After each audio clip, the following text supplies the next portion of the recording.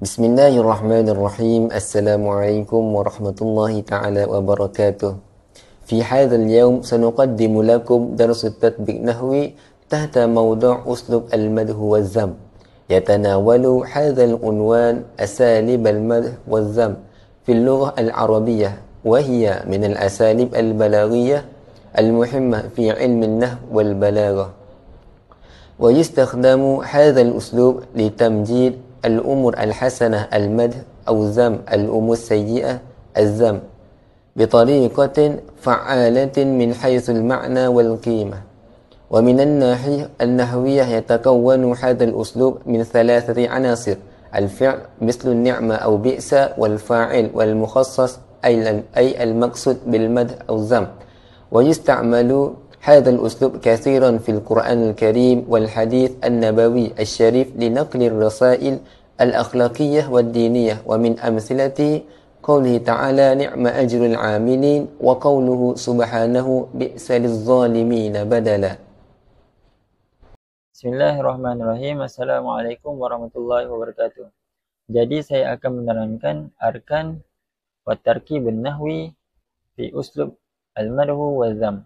Rukun-rukun dan struktur nahwu dalam gaya pujian dan juga kejian. Rukun yang pertama adalah al-fi'al, yakni ni'ma wa bi'sa. Al-madhu wa dham menggunakan dua fi'al jamid ini, iaitu perkataan ni'ma yang membawa maksud sebaik-baik dan juga perkataan bi'sa yang membawa maksud seburuk-buruk.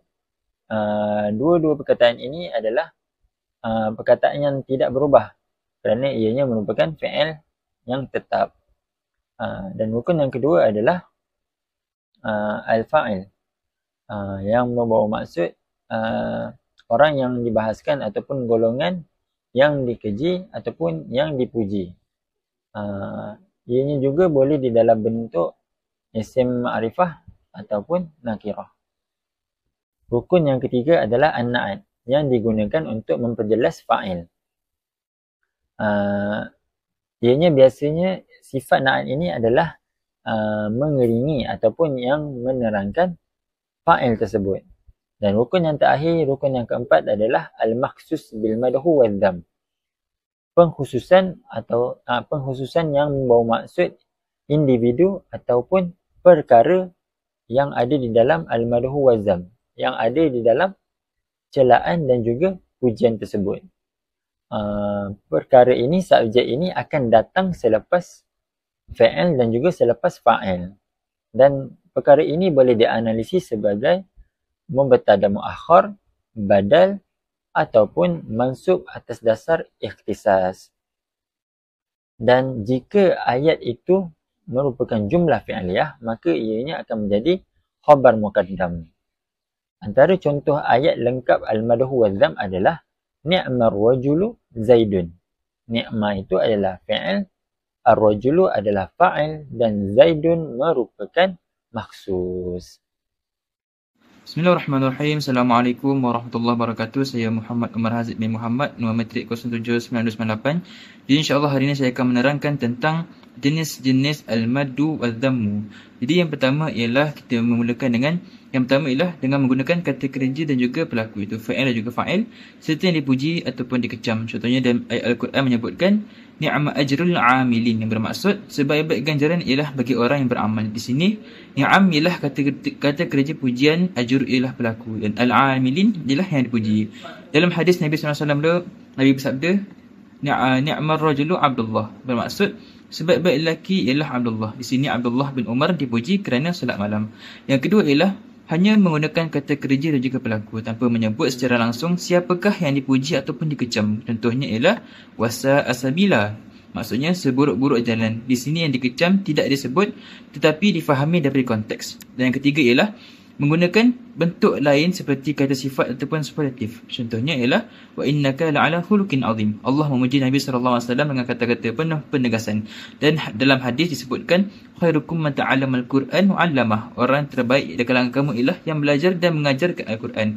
Jadi kesimpulan di sini ialah masalah ini sangatlah kaya dengan gaya pujian dan juga serta celaan yang tersusun dan digunakan dengan penuh hikmah dalam Al-Quran dan hadis.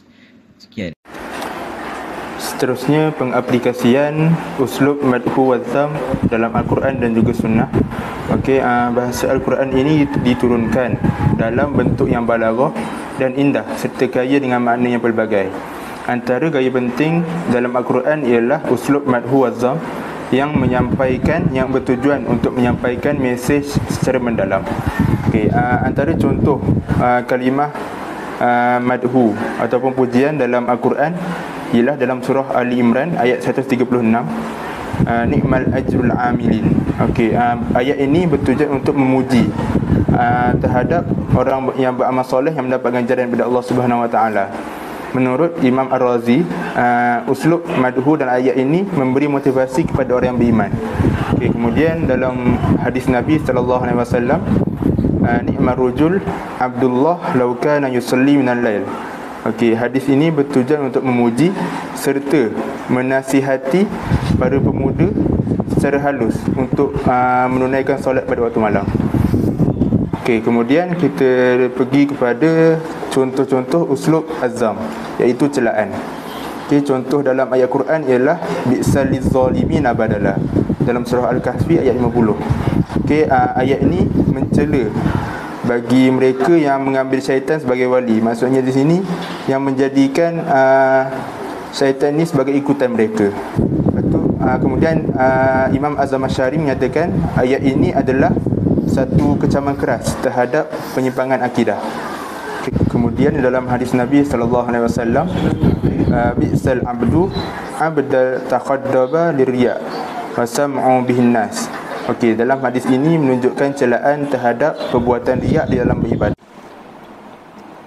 Wa akhiran al-munazzamatu yustaqdamu hadha al-uslubu ghaliban bi af'alin mislu ni'ma lil madhi wa bi'sa lizammi wa yahtaju ila anasil asasiyah مثل فاعلي ومخصوصي بالمدح أو ذم وغالبا لا يذكر مدحوها أو مذموم بشكل مباشر ولكن يفهم من خلال سياق مما يحدث تأثيرا عميقا في نفس قارئه من النهاية البلاغية، فإن هذا الأسلوب يؤدي دورا مهما في إيصال قيم أخلاقية والإيمانية، كما في قوله تعالى نعم أجر العاملين. مده يحفز أهل عامل صالح أو بئس للظالمين بدلا. الذم يحمل إنذارا شديدا للظالمين. وفي سياق التعليم فإن فهم هذا الأسلوب يساعد الطلاب على تحليل النصوص العربية بدقة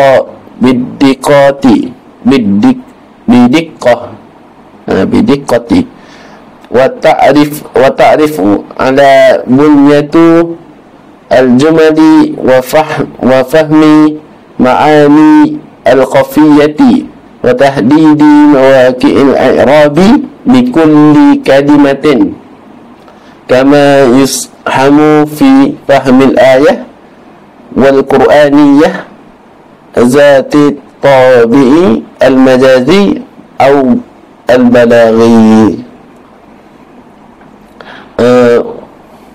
إن أسلوب